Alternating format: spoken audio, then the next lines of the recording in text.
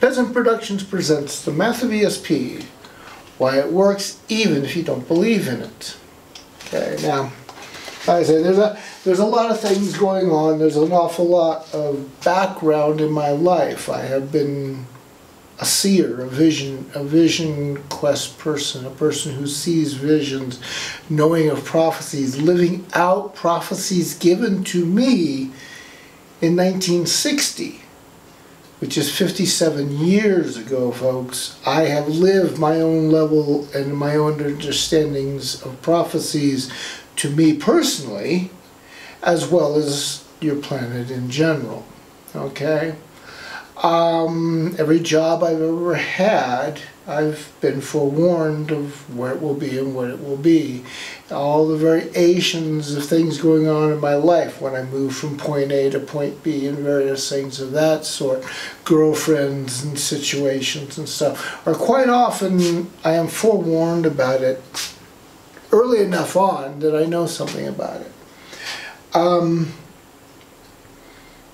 A prophetic dream, a prophetic statement by a tarot card reader, a person that throws the bones, somebody that reads the sand, the tea leaves in the bottom of your teacup, the preacher who tells you what is in the Revelations, or the person that tells you what is in the Buddhist predictions, or the Hindu predictions, or the Native Americans of North America and the Native Americans of South America, so the Philippine people, wherever you go, whoever sees whatever they see a vision. There's a representation of images to convey a message to that person. Okay? It is the spiritual realm trying to talk to a physical form. Okay? It's much simpler to just go onto the spiritual realm and directly converse, but there is some kind of imagery that you have to bring back to this realm to work with. Now, a prophecy is an awful lot like a person coming down out of a mountain, and here's this nice meadow in front of you, and on the opposite side of the meadow there is a good-sized stream running, and you know you have to cross that stream to get to the other side to continue your trek on over to wherever you're going on the other side of the mountain. Okay? You see that stream. You start realizing that you have to find a place to cross it. Now, there might be paths to take. There might not be. You might see a very nice deliberate path going across, but when you look across at the stream, the little bridge that was there is washed out or broken. It doesn't exist anymore. Just the fact that the path leads up to it, there's some old timbers or old rocks of a bridge, and the bridge ends. It doesn't cross the stream. Okay? So, you have very, very many variations when you are told a prophecy. Most people think it's an absolute. Technically, it's not. You also have to understand that you can do things to try and avoid a prophecy, and this is coming from my own life personally. You can do things to avoid a prophecy and walk dead center into the middle of it. Okay? See my arm? It only goes so high. It was broken by the United States government. It was done on purpose. It's called torture. In 1960, 57 years back, I was forewarned of this kind of life that I was going to have to walk. And I understood that this shit was going to fly several times in my life. Now, I didn't quite know that this particular thing was going to happen, but I did know that there would be times in my life where I would find myself being the one and only person standing up for my human rights and basically going through hell to try and do so.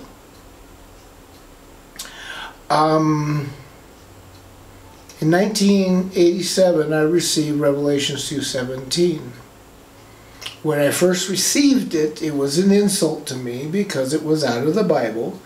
And in 1960 to 61, I took a vow to the gods of the spiritual realm to never belong to any church.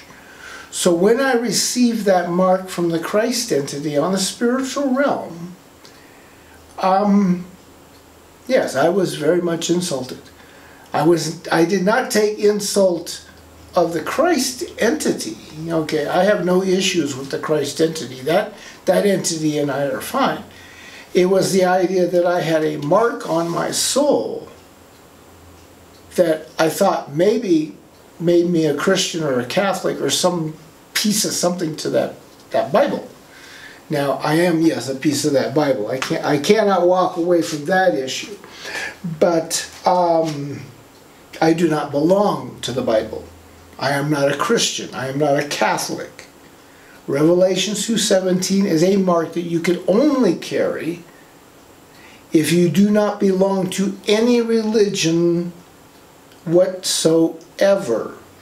You must hear absolutely anything on the spiritual realm that wants to talk to you.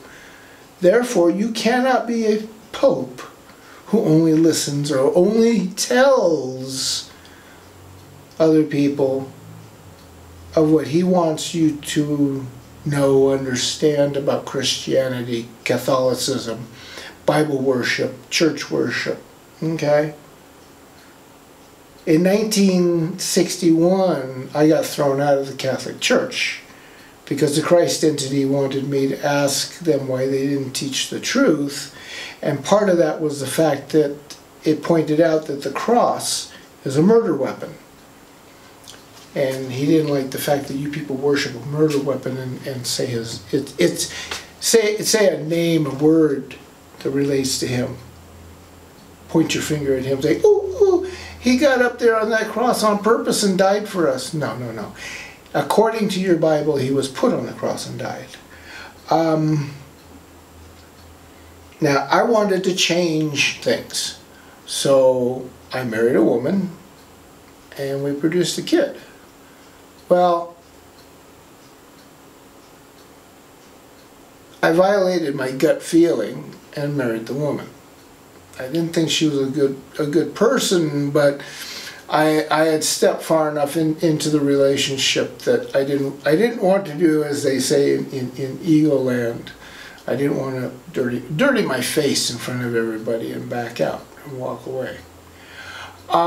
She turned out to be pretty badly messed up mentally. She did some very evil things to the child. And I spent 10 years as a lawyer in a courtroom beating the snot out of the United States court system, catching them being very corrupt in a whole lot of things.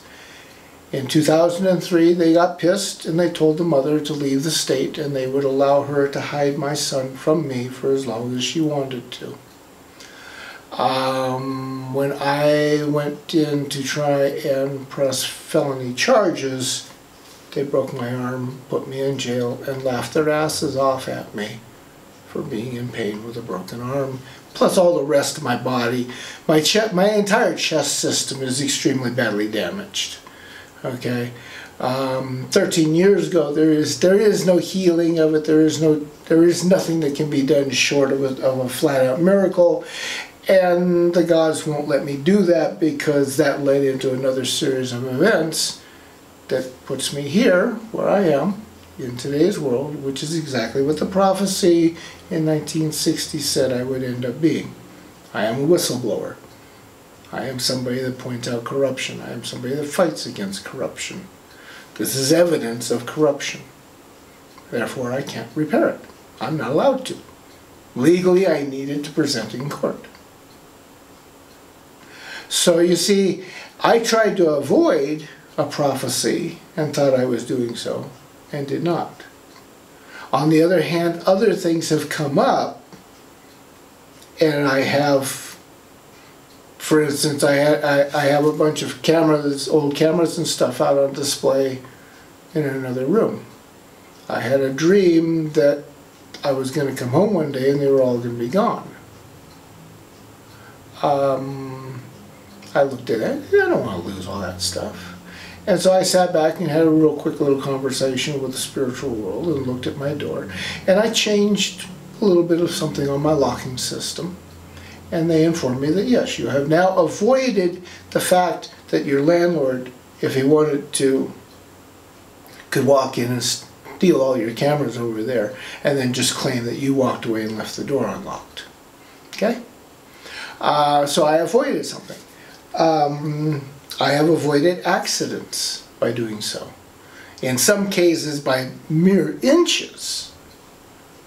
But I was aware something was going to happen and I was prepared for it.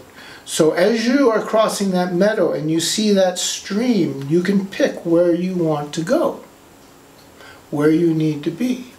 If you read the whole of Revelations in one chunk, don't divide it up into all these little bits and pieces, this statement here and that one there, but you read the whole entire thing, you will see that they were writing about how, yeah, because that Bible was written from 300 AD to 600 AD, 300 years after the fact, at a point in time when most of those letters did not exist, could not be saved, had long since deteriorated, you know, and all of that.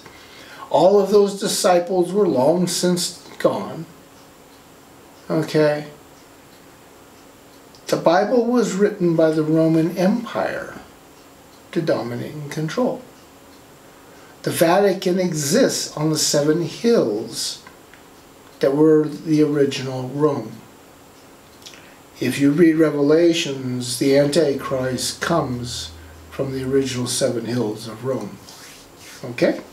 So the Vatican produces the Antichrist.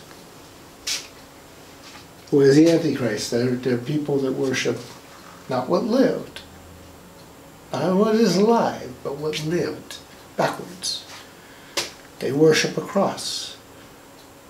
You wear crosses, you pray to crosses, you do the cross over you, you enter the church, dang, dang, dang, dang. You just made a sign of a murder weapon on you. You look up at the church, there's the cross. You look at the front of the church, there's the cross.